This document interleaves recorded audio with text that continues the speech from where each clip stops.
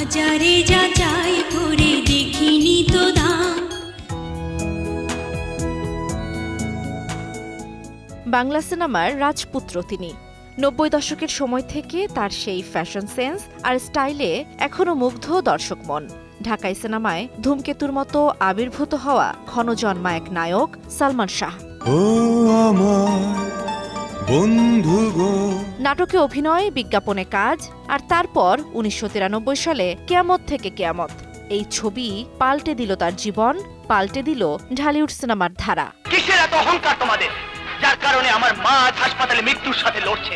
মাত্র কয়েক বছরের ক্যারিয়ারে তার প্রায় বেশিরভাগ ছবি বলা যায় সুপারহিট।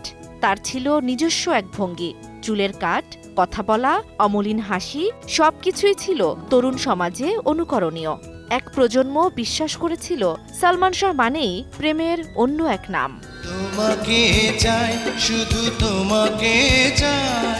কখনো তিনি হয়ে উঠতেন প্রেমিক, আবার কখনো দুর্দান্ত যোদ্ধা। পর্দায় দর্শকরা পেয়েছিল এক নাটকীয় বীরত্ব। যে খুনটির জন্য আমার ফাঁসি হচ্ছে, সে খুনটি আমি করিনি মা। কিন্তু সাফল্যের ঝলকানি যতটা উজ্জ্বল, শেষ পরিণতিটা ছিল ততটাই অন্ধকারময়। ১৯৯৬ সালের ৬ সেপ্টেম্বর ভোরের আলো ফোটার আগেই চলে গেলেন তিনি। পাওয়া গেল তার নিথর দেহ। পুলিশ বলল আত্মহত্যা, আর পরিবার বলল হত্যা। তবে ভক্তরা আজও মানতে পারেনি এই মৃত্যু।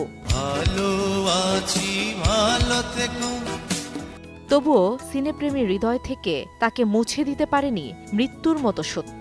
ভক্তদের মনে আজও তিনি বেঁচে আছেন প্রিন্স অফ ঢালিউড হয়ে। বাবা বলে ছেলে নাম করবে, জান্নাতুল দোলনা, সময় সংবাদ, ঢাকা।